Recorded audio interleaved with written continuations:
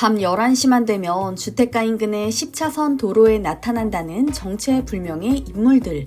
출발 신호에 맞춰 여러 대의 차가 굉음을 내지르며 도로를 가르는 것은 물론 위험천만한 스턴트와 레이싱 장면까지 줄줄 등장합니다.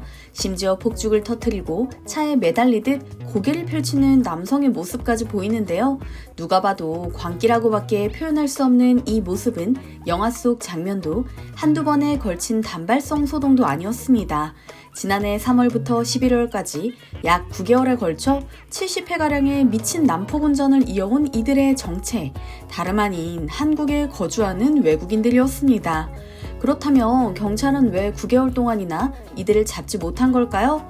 우선 피해 지역이 경기도 화성, 안산, 안성, 평택과 충남 당진 등 여러 곳에 분포돼 있었기 때문입니다. 이들은 같은 장소에서는 3번 이상 모이지 않는 등 사전에 범죄를 공모한 혐의도 짙었는데요. 심지어 차량 번호판을 모두 가렸으며 운전자들은 복면을 써서 얼굴을 감췄습니다. CCTV를 분석해봐도 알 수 있는 것이라곤 차량의 종류와 이들이 20, 30대 남성일 거라는 추측뿐이었죠. 비록 인적 드문 심야 시간에 이뤄진 행각이라 할지라도 피해는 만만치 않았습니다. 우선 인근 지역의 주민들로부터 소음 피해 신고가 잇따랐고요.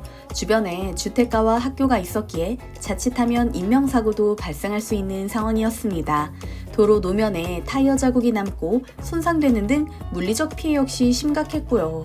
연이은 제보 속에서 경찰이 수집한 정보는 이들이 외국인일 가능성이 높다는 것, 피해 신고가 계속되는 와중에도 SNS에는 질주 영상이 끊임없이 올라왔습니다. 심지어 영상 하단에는 드리프트 참가자 모집이라는 문구가 새겨져 있었고요. 범법 행위라는 것을 인지하면서도 이들은 멈출 생각이 없었던 겁니다. 실제로 촬영된 영상을 살펴보면 기가 막힐 정도입니다. 4대 이상의 차량이 일렬로 선 후에 속도를 겨루는 레이싱을 펼치거나 빠르게 회전하는 것은 물론 아예 핸들을 뽑아 운전석 창문으로 내밀며 위험천만하게 운전하는 모습까지 보입니다. 이를 두고 볼 수만 없었던 경찰, 본격적으로 수사에 나섰습니다. 수사의 주축이 된 경기 남부 경찰서는 드론을 띄워 현장을 감시하고 도로 주변의 CCTV까지 일일이 확인했다고 하는데요. 차량의 이동 경로를 추적하는 것은 물론 영상이 올라온 SNS 계정까지 파고들었다고 하죠. 주범으로 추측되는 인물의 SNS 계정을 수사해 접속 지역을 확보하는 데에도 성공합니다. 충남 당진에서 몇 날 며칠을 잠복 수사한 끝에 결국 주동자 B씨를 검거했고요. 놀랍게도 B씨의 국적은 카자흐스탄이었다고 합니다. 더군다나 체류 기간이 만료된 불법 체류자였습니다. 더욱 기가 막힌 것은 그의 휴대폰에 저장된 700여 건의 난폭 운전 동영상이었습니다. 난폭 운전 행위가 심각한 수준이었는데다 이에 가담한 이들도 한두 명이 아니었기 때문이죠. 몇 주에 걸친 수사 끝에 42명에 달하는 폭주적을 검거한 경찰. 이 중 80%가 베트남, 우즈베키스탄, 카자흐스탄 등에서 온 외국인이었습니다. 대체 왜 이런 짓을 벌인 거냐고 묻자 이들에게선 어이없는 답변이 돌아왔습니다. 한국에서 생활하는 동안 스트레스가 많이 쌓였다. 어떤 식으로든 풀고 싶었다. 나중에 돈을 모으면 한국에서 자동차 판매를 해보고 싶었다. 그래서 자동차에 관심 있는 사람들과 친분을 쌓기 위해 모임에 참가했다. 처음에는 호기심 때문에 참석했는데 하면 할수록 쾌감이 느껴졌다.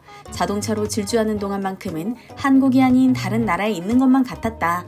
본국에서는 이런 일을 해도 누구도 처벌받지 않았다. 한국도 똑같은 줄 알았다. 만약 알았다면 안 했을 것이다처럼 말도 안 되는 변명이 튀어나왔기 때문이죠. 그렇다면 이들은 어떤 처벌을 받았을까요? 몇 달 동안 위험천만한 일을 수십 차례 저질렀음에도 처벌 수위는 가볍기만 했습니다. 이들에게 적용 가능한 혐의는 도로교통법상 공동위험행위, 무면허 운전, 출입국 관리국 위반 항목뿐이거든요. 최대로 적용한다 하더라도 2년 이하 징역 혹은 500만 원 이하 벌금, 행정처분으로는 40일 면허 정지 혹은 면허 취소가 가능할 뿐입니다. 그나마 다행인 점은 검거 과정에서 불법 체류 사실이 상당수 발견됐고 강제 출국 조치가 되었다는 점일 텐데요. 아직 비자 기간이 남아있는 외국인들이 더 많고 벌금이 500만 원 이하일 경우 한국에 계속 체류할 수 있기에 안심할 수는 없는 상황입니다. 이들이 한국에서 또 어떤 범법 행위를 저지를지 모르는 일이니까요. 따라서 해당 사건에 대한 네티즌들의 비판 여론도 뜨겁게 달아오르고 있습니다. 9개월 동안 범법 행위를 저질렀는데 고작 500만 원 벌금이라니, 이러니 해외에서 한국 법이 우습다는 소리가 나오는 거다. 벌금이든 뭐든 내지 않고 한국을 떠나면 그만인 외국인들. 이러니 갈수록 외국인 범죄가 늘어나는 거.